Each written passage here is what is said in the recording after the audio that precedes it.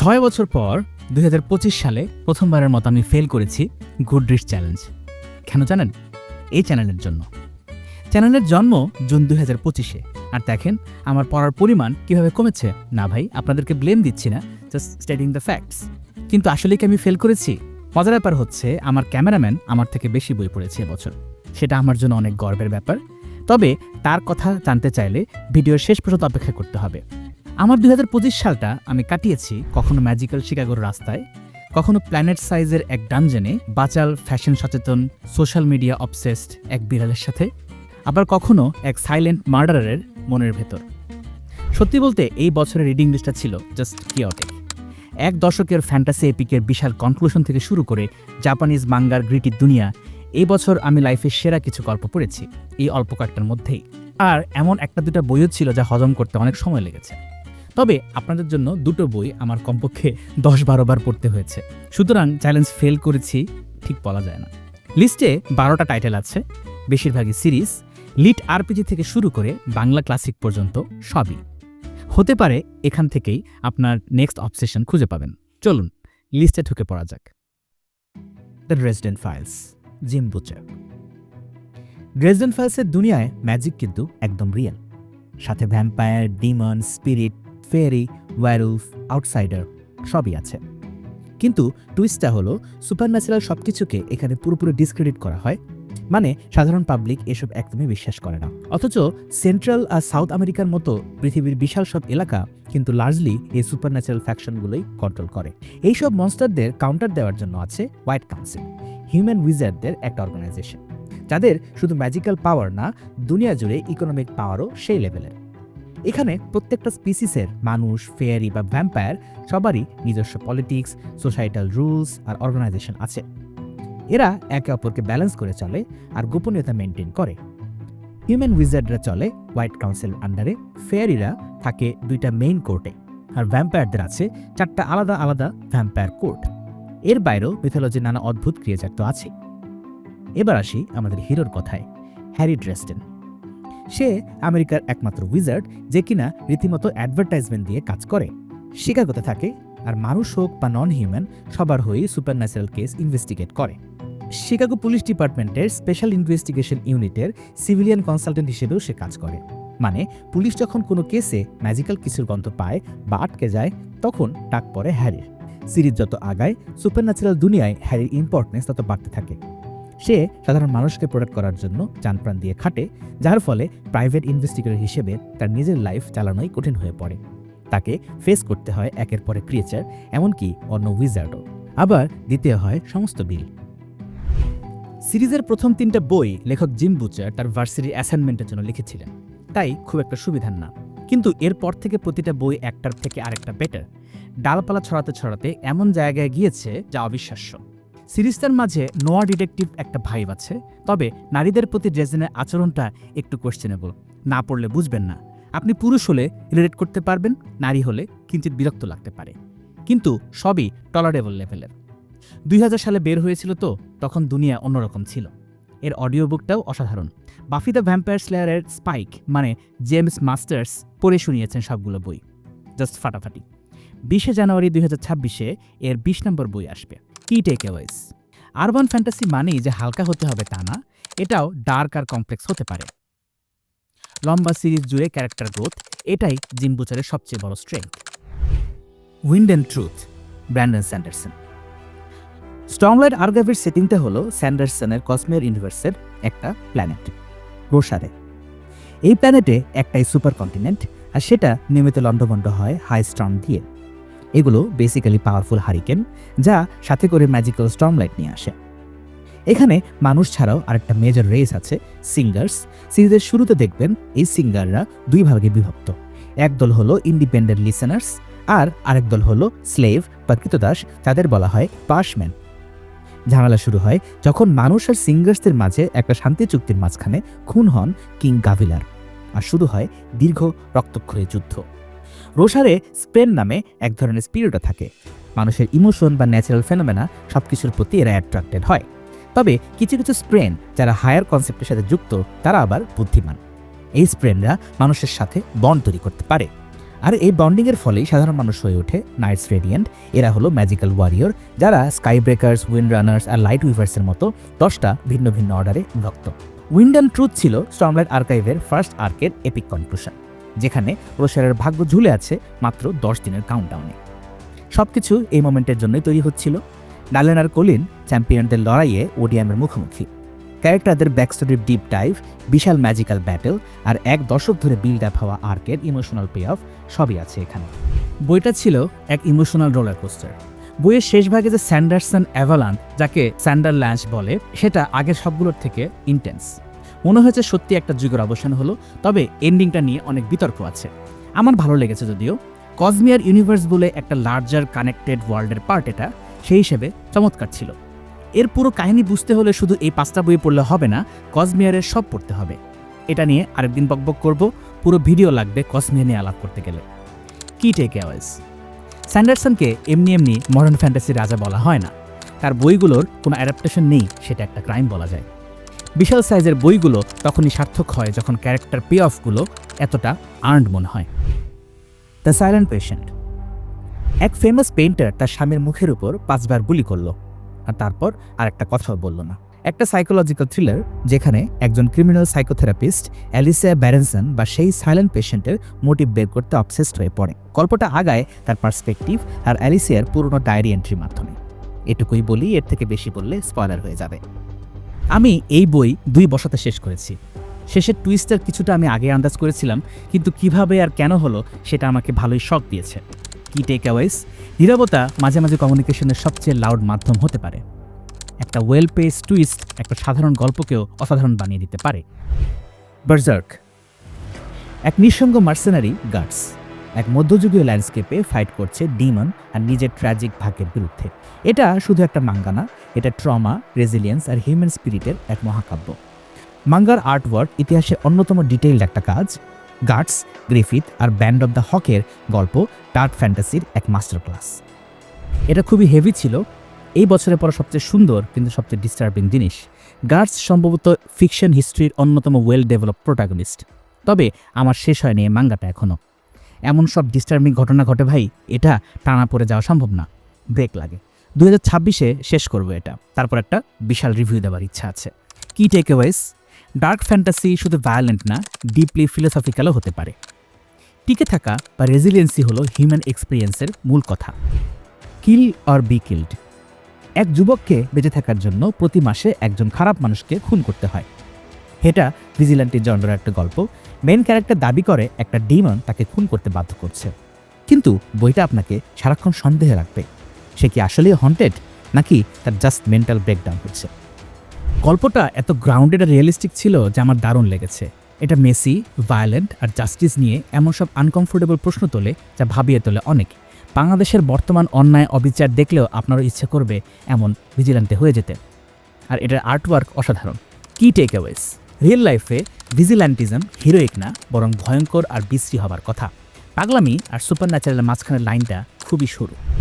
Mister Mercedes and Finders Keepers, Stephen King. এক retired ডিটেকটিভকে taunt করছে এক মাস মার্ডারার। শুরু হয় এক হাই স্টেক্স চোর পুলিশ খেলা। এই বইগুলো স্টিফেন কিংয়ের চিরচেনা সুপার ন্যাচারাল হরর থেকে সরে এসে হার্ডকোর ডিটেকটিভ টেরিটরিতে ঢুকে পড়ে। মিস্টার মার্সিডিজে আমাদের হিরো বিল হজেসের সাথে পরিচয় হয়, যে রিটায়ার করেছে আর তাকে এক খুনি অনেকগুলো খুন করে টন্ট করছে তাকে ধরার জন্য। আর আসে হলি, এক অবসেসিভ কম্পালসিভ ডিসঅর্ডারওয়ালা এক মেয়ে। আর ফাইন্ডার্স কিপার্স ফোকাস করে একটা চুরি যাওয়া ম্যানুস্ক্রিপ্ট আর এক ফ্যানের উপর যার অবসেশন খুনের রূপ নেয়। ওই বিল হজেস আর হলি সমাধান করতে আসে। দুইটা বই খুব ভালো। আমার সবসময় স্টিফেন কিংয়ের এন্ডিং নিয়ে কমপ্লেন থাকতো। দুইটাই ডিটেকটিভ স্টোরি হলেও একদম আলাদা ফ্লেভারের স্টোরি। এটার এন্ডিংও ভালো। আমরা কিভাবে আর্ট কনজিউম করি আর ফ্যান্ডামের ডেঞ্জার নিয়ে চমৎকার কমেন্ট্রি ছিল, যেটা আমার খুব রিলেভেন্ট লেগেছে। এই সিরিজের আরও বেশ কয়েকটা বই আছে, আমি এগুলোও পড়বো 2026 সালে। কি টেকঅ্যাওয়েজ? স্টিফেন কিং যেমন ভূতের গল্প লেখেন, রহস্য গল্প ঠিক ততটাই ভালো লেখেন। অবসেশনের থিমটা কিংয়ের চেয়ে ভালো আর কেউ হ্যান্ডেল করতে পারে না। ডানজন ক্রলার কার, ম্যাট ডেনিম্যান। আমাদের পৃথিবী ধ্বংস হয়ে গেছে আর সার্ভাইভারদের জোর করে একটা ডেডলি টেলিভিশনে দেখানো ডানজন ক্রলিং গেমে নামানো হয়েছে বাকি গ্যালাক্সির বিনোদনের জন্য। The apocalypse must be televised. একটা বক্সার আর লেদার জ্যাকেট পরা খালি পায়ে কার্ল, আর তার এক্স গার্লফ্রেন্ডের বিড়াল প্রিন্সেস ডোনাট, আর তাদের পেট একটা টিরেক্স। তাদেরকে মনস্টার, ট্র্যাপ আর অন্যান্য প্লেয়ারদের সাথে মারামারি করে অথবা সাথী বানিয়ে একটার পর একটা ফ্লোর পার হতে হয়। আছে গডস, ব্লো আপ ডল, ফ্যান্টাসির সব মিথিক্যাল চরিত্র। এর সাথে সাথে একটা গ্যালাকটিক লাইভ স্ট্রিমে ফলোয়ার বাড়াতে হয়। ফ্যান্টাসি, সাইফাই আর ভিডিও গেমের এমন ব্লেন্ড আমি জীবনে কখনো দেখিনি। কি অ্যাবসার্ড মনে হচ্ছে? এটা ছিল এই বছরের সেরা সারপ্রাইজ। বিশ্বাস করেন, প্রেমিস শুনে আমার কাছে খুবই আজগবি লেগেছিল, কিন্তু এর জনপ্রিয়তা দেখে পড়তে শুরু করেছিলাম। এর মাঝে চমৎকার একটা গল্প আছে খুব ডিপ লেভেলের স্যাটায়ার। এই বই পড়ে আপনি হাসতে হাসতে কাহিল হবেন, আবার চোখ ভিজেও আসবে। এই সিরিজে 7টা বই আছে, আরও বের হচ্ছে। লেখক প্রতি বছরই বই বের করতেই থাকেন। অডিও বুকটাও অনেক ভালো। কি টেকঅ্যাওয়েজ? লিড আরপিজিতেও অবিশ্বাস্য গভীরতা আর সোশ্যাল কমেন্টারি থাকতে পারে। গড ড্যাম ইট ডোনাট, ফ্যানদের জন্য must have line. The green বোন সাগা, ফন্ডালি। ফ্যামিলি লয়্যালটি আর ম্যাজিক্যাল জেট পাথর। এটা যেন 20th সেঞ্চুরির গডফাদার, কুংফু আর আরবান ফ্যান্টাসির এপিক ব্লেন্ড। কেকন নামের একটা দ্বীপ, নোপিক ক্ল্যান নামের এক ফ্যামিলি, যারা হংকংয়ের মতো এই শহরটায় রাজত্ব করে। তারা বায়োএনার্জেটিক জেট ব্যবহার করে তাদের ফাইটিং অ্যাবিলিটি বাড়ায়। এটা ক্ল্যান যুদ্ধ, ইন্টারন্যাশনাল পলিটিক্স আর মডার্ন দুনিয়ায় ট্রেডিশনের ভার বয়ে বেড়ানোর গল্প। লয়্যালটি, ফ্যামিলি আর ডিপ ক্যারেক্টার ডেভেলপমেন্ট, ভালো মন্দের মাঝের লাইন ব্লার হয়ে যাওয়া, এগুলো সব এই গল্পটাকে গডফাদারের কথা মনে করিয়ে দেয়। সাথে আছে ম্যাজিক্যাল টুইস্ট। খুবই ইউনিক একটা সেটিং, ওয়ার্ল্ড বিল্ডিংটা ফ্ললেস, মনে হয় সত্যি এমন একটা জায়গা আর ইতিহাস আছে। এটা একটা ট্রিলজি, চমৎকার সব ফাইটিং সিকোয়েন্স, ইমোশনাল সব মোরাল ডিলেমা, অসাধারণ ছিল। কি টেকঅ্যাওয়েজ? এপিক হওয়ার জন্য ফ্যান্টাসির সবসময় মিডিয়েভাল সেটিং লাগে না। পলিটিক্স শুধু গেম অফ থ্রোনসে না, আরবান ফ্যান্টাসিতেও চমৎকারভাবে ফুটিয়ে তোলা সম্ভব। Empire of Silence, Christopher Ruocchio. যে লোকটা স্কলার হতে চেয়েছিল সে হয়ে গেল এক মনস্টার, যে একটা সূর্য ধ্বংস করেছে আর পুরো একটা এলিয়ান রেসকে শেষ করে দিয়েছে। এটা হেড্রিয়ান মার্লোর অটোবায়োগ্রাফি, যা সে বৃদ্ধ বয়সে লিখেছে। এটা একটা বিশাল স্পেস অপেরা, যেন স্টার ওয়ার্সের সাথে ডুনের দেখা হয়েছে। যদি ডার্থ ভেডার অনুতপ্ত হতো তার কাজগুলো করার জন্য, হয়তো সে এরকম কোন একটা গল্প লিখত। ন্যারেটিভ আমাকে নেম অফ দ্য উইন্ডের কথা মনে করিয়ে দিয়েছে। হাইবর্ন নোবল থেকে গ্যালাকটিক আন্ডারওয়ার্ল্ডের ফেরারি হয়ে ওঠার জার্নি এটা। এর প্রোজ বা লেখার স্টাইলটা গর্জিয়াস, স্লো বার্ন, কিন্তু একবার হেড্রিয়ানের ভয়েস বা রিদমে ঢুকে গেলে বইটা নামিয়ে রাখা অসম্ভব। এই সিরিজেরও 7টা বই আছে, মাত্র শেষ হয়েছে সিরিজটা। আমি একটা বই পড়েছি। 2026-এ এই সিরিজটাও শেষ করার ইচ্ছা, তারপর একটা বড় রিভিউ দেব। কি টেকঅ্যাওয়েজ? স্পেস অপেরাও লিটারারি আর ফিলোসফিক্যাল হতে পারে। হিরো আসলে অন্য পার্সপেক্টিভ থেকে দেখা একজন ভিলেন ছাড়া আর কিছুই না। হিমু সিরিজ, হুমায়ুন আহমেদ। হিমুকে নিয়ে কি বলার কিছু আছে? হলুদ পাঞ্জাবি পরে ঢাকার রাস্তায় ঘুরে বেড়ানো এক যুবক, যে অ্যান্টিলজিক প্র্যাকটিস করে আর যার সাথে দেখা হয় তাকেই ইনফ্লুয়েন্স করে, মহাপুরুষ হবার চেষ্টা করে। হিমু একটা কালচারাল আইকন। তার চাকরি নেই, বাড়ি নেই, খালি পায়ে হাঁটে। সে ডিট্যাচমেন্ট আর মিস্ট্রির এক ফিলোসফি নিয়ে বাঁচে। তার আপাত সুপার ন্যাচারাল ইনসাইট আর আনপ্রেডিক্টেবল বিহেভিয়ার দিয়ে সে পুলিশ থেকে শুরু করে আত্মীয় স্বজন আর পাঠক সবাইকে ঘোল খাইয়ে ছাড়ে। এত সব ভারী ওয়েস্টার্ন এপিক পড়ার পর হিমু পড়াটা ছিল একদম ফ্রেশ বাতাসের মতো। এটা দেখতে সিম্পল, কিন্তু ভেতরে ভেতরে ডিপলি সাইকোলজিক্যাল আর ফিলোসফিক্যাল। আমি আগেও পড়েছি অনেকবার ছোটবেলা থেকে এই বইগুলো, তবে এবার পড়ছি খুঁটিয়ে খুঁটিয়ে। হিমু সিরিজে নিরীক্ষা ধরনের একটা বড় ভিডিও আসছে, তাই আবার পড়া। 23টা বই আছে হিমুর, বেশ কয়েকটা পড়েছি, বাকিগুলো পড়ে ভিডিও শেষ করব। কি টেকঅ্যাওয়েজ? মাঝে মাঝে সেই মানুষটাই সবচেয়ে পাওয়ারফুল যার আসলে কিছুই চাওয়ার নেই।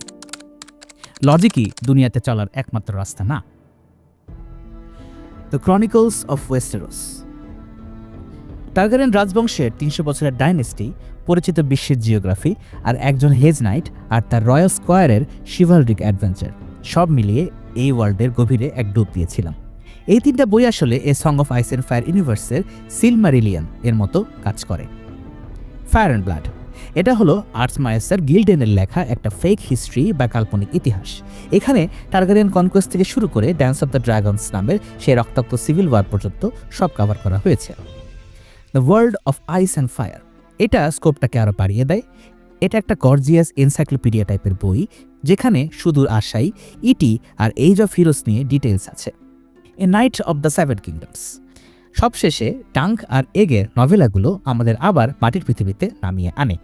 মেইন সিরিজের প্রায় 90 বছর আগের ঘটনা, স্যার ডানকান দ্য টল আর ইয়াং এগন 5 টারগারিয়ানের গল্প। এটা রাজ্যের একটা ছোট আরও পার্সোনাল লুক, যেখানে ফোকাসটা নাইট, টুর্নামেন্ট আর একটা ডাইনেস্টির ধীরে ধীরে ক্ষয়ে যাওয়ার উপর। এই বইগুলো পুরো রিয়েলাইজ করলাম আসলে মেইন বইগুলোর ভেতরে কত লোর লুকিয়ে আছে। ফায়ার অ্যান্ড ব্লাডে হাজার হাজার নাম থাকতে পারে, একটু ডেন্স লাগতে পারে, কিন্তু ড্যান্স অফ দ্য ড্রাগনসের চ্যাপ্টারগুলো আমার পড়া অন্যতম গ্রিপিং হিস্ট্রি। আর এইসব হিস্ট্রিগুলোই আমি আমার অনগোয়িং সিরিজে তুলে আনার চেষ্টা করেছি। বছরের একদম শেষে এসে পড়েছি এ নাইট অফ দ্য 7 কিংডমস। এই সিরিজ আসছে খুব শীঘ্রই। সিরিজ দেখার আগে বই পড়ে ফেললাম। এই সিরিজের ডাঙ্ক অ্যান্ড এগ আমার মন জিতে নিয়েছে। মেইন সিরিজের তুলনায় এটা অনেক বেশি অপটিমিস্টিক আর হার্টফেল্ট। কি টেকঅ্যাওয়েজ? টারগারিয়ানরাই তাদের নিজেদের সবচেয়ে বড় শত্রু। প্রতিটা গ্রেট কিং এর বিপরীতে একজন করে ম্যাড কিং থাকে। শিভালরি আসলে একটা সাজানো গোছানো মিথ্যা, যেটা ডাঙ্ক তার সাধ্যমতো সত্যি করার চেষ্টা করে যায়। অবশেষে আমি আমার 10 বছরের ক্যামেরাম্যানকে ডাকবো। সে এবছর প্রথমবারের মতো অনেকগুলো বই পড়েছে, হোক সেটা মাঙ্গা। কিন্তু এই জেনারেশনকে কিভাবে বইয়ের দিকে ফেরানো যায় সেটা অনেক বাবা মার জন্য বড় একটা চ্যালেঞ্জ। তবে আমি বলবো ওরা আপনারা যা করবেন তাই ফলো করবে। তাকে আমি বলেছিলাম হ্যারি পটার পড়লে 500 টাকা দেব। সে পড়েছে, কিন্তু পরের বইগুলো আর ধরাতেই পারলাম না। কিন্তু সে পড়ে ফেলেছে পুরো ডানজন ক্রলার কার্ল, যদিও সেটা ঠিক ছোটদের বই না। কিন্তু আপনাদের তাদের মতামতকে গুরুত্ব দিতে হবে। তার ইন্টারেস্টের জিনিস না হলে যত টাকাই দেন তারা পড়বে না। আসুন শুনে আসি আমার ছোট্ট পাঠকের কাছ থেকে। আসো। কি? আচ্ছা, এই বইগুলো সরাসরি হবে। ওকে, সো কি বই পড়েছো তুমি এবার? আমি হলো ডানজন ক্রনিকল আর ওয়ান পিস চ্যাপ্টার 1000 পর্যন্ত ওয়ান পিস পড়ছি, আর ভলিউম 100। কিন্তু আর কোনো কালার্ড ম্যাঙ্গা নাই লাইক ওয়ান পিসের জন্য, সো এখন আমি একটু স্টাক ওয়ান পিসের। আচ্ছা, আপনাদের জন্য জানিয়ে রাখি, ওয়ান পিসের একটা কালার্ড মাঙ্গা ভার্সন ফ্যানমেড আছে। তো ও আসলে ব্ল্যাক অ্যান্ড হোয়াইট পড়তে বোরিং ফিল করতেছিল, এই জন্য আমি কালারটা নামাই দিছি। ওটার 100টার মতো ভলিউম আছে। এরপর বাকিগুলো এখনো বের হয় না, এই জন্য তার পড়া হয়নি। That's the context. আচ্ছা, ওয়ান পিস কেমন লাগলো তোমার কাছে?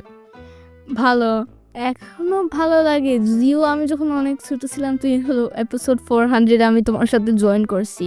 এখন যে শুরু থেকে আবার দেখতেছি, আমি হলো কয়েকটা জিনিস হলো ম্যাঙ্গা যে আছে সেগুলি মনে রাখতে পারছি না। আমার সামটাইমস জাস্ট মনে হয় যে এটা হলো অ্যানিমেটাই হলো রাখছে। হ্যাঁ, মাঙ্গা আর অ্যানিমের সাথে অনেক মিল। হ্যাঁ, আচ্ছা, তোমার ওয়ান পিসের কোনটা সবচেয়ে বেশি ভালো লাগছে? আমার কাছে হলো সবচেয়ে ভালো লাগছিল অ্যানির ফেস, যে একটা ফিউচার ক্যারেক্টার স্কাইপিয়ার থেকে লুফি যে রাবার, সেটা হলো দেখে ওর হলো ট্যাক্সি ওয়ার্ক করে না, তার জন্য একদম এমন একটা ফেস বানাইছে যে তুমি একদম হাসতে হাসতে কান্নায় এসে যাবে। আচ্ছা, ওকে। ওয়ান পিসের সবচেয়ে ফেভারিট ক্যারেক্টার কি তোমার কাছে, লুফি বাদে? লুফি বাদে I don't know. আর কাউকে ভালো লাগে না? You've never thought about it. Okay. Tangent collar curl কেমন লাগছে তোমার কাছে? অনেক ভালো, অনেকগুলি ফানি জিনিস আছে। কয়টা I don't remember when I cried. I don't know, but I think I don't know.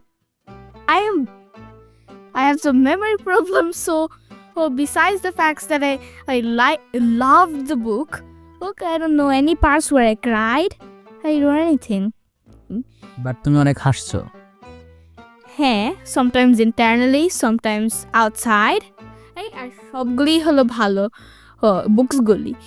আর হলো সবচেয়ে ফানি পার্টস গুলি যখন অনেক ওরা ডাম্বফাউন্ডেড বা কোনো কিছু হয়েছে, আর হলো অনেক স্টুপিড জিনিস হয়। আচ্ছা, তাহলে একটা ম্যাথ কোয়েশ্চেন।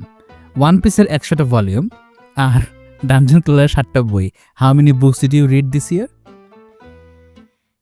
ডানজন ক্রলারের 7টা বই। Wait, I haven't completely finish. আমি তো পুরো ফিনিশ করি নাই 7th বুকটা। ওকে, শেষ করে ফেলবো, অল্প একটু আছে, রাইট? ওকে, তুমি কেন পড়তেছো না এটা? বিকজ আমি কয়েকটা ডিফারেন্ট অ্যানিমে পাইছি আর অনেক ক্লোজ হলো শেষ করার জন্য। ও শেষ করে ফেলে আর না এই জন্য শেষ করতেছো না? That's part of the reason. Okay okay, রাজেনকোলা কার্লের সবচেয়ে ফেভারিট ক্যারেক্টার কি তোমার কাছে? Kyle আর Donut of course, that those are the normal, ওইগুলি হলো সবচেয়ে নর্মাল আর ক্যারেক্টার যে এ পছন্দ করবে। বাট অলসো মঙ্গো, মঙ্গো কি? মঙ্গো একটা মঙ্গোলিনজিয়াস। মঙ্গোলিনজিয়াস কি কেউ বুঝবে? মঙ্গোলিনজিয়াস ইজ ভেলোসিরাপ্টর, আসলে একটা থিং। আমার সার্চের আমি হলো কয়বার সার্চ করছি, আর অ্যাপারেন্টলি একটা মঙ্গোলিনজিয়াস ভেলোসিরাপ্টর একটা আসল থিং, বাট মঙ্গো লিটারালি একটা ভেলোসিরাপ্টর, একটা ডাইনোসর। আচ্ছা, তার মানে কার্ল যে হচ্ছে একটা বক্সার, একটা লেদার জ্যাকেট পরে, আর হচ্ছে একটা টকিং ক্যাট যে হচ্ছে প্রিন্সেস ডোনাট, আর হচ্ছে একটা ভেলোসিরাপ্টর। আর অনেকগুলো ক্যারেক্টার আছে, right? Because it was fun and I pretty much like most fantasy books and I like Harry Potter, except I like the game more than the actual thing. ওকে, ওকে হচ্ছে Hogwarts legacy গেমটা খেলতে দিয়েছিলাম, তারপর থেকে সে আর বই পড়তে চাচ্ছেন না। একটা বিপদ হয়ে গেছে। Anyway, thank you for being in my video. Okay, এরপরে আমরা নেক্সট ইয়ার, তাহলে তুমি এখন এই ইয়ারে কয়টা বই পড়ছো? 106, right? 106, or maybe you could say 106 and a half and a quarter and a quarter. You still have time, tomorrow is 31st December. তুমি যদি আজকেই বই পড়ে শেষ করে ফেলো, দিস ইয়ার 107টা বই পড়ে ফেলতে পারবা। Yes, I will try. Okay, thank you so much, bye. আশা করি ভালো লাগলো আমাদের ছোট্ট একটা ইন্টারভিউ। আপনাদের এবছর কি কি বই পড়া হয়েছে জানান কমেন্টে। আপনাদের কি কি বই ভালো লেগেছে, এই বইগুলো যেগুলো আমরা বললাম তার মধ্যে কয়টা আপনারা পড়েছেন জানান কমেন্টে, একটা ডিসকাশন হয়ে যাক। Thank you.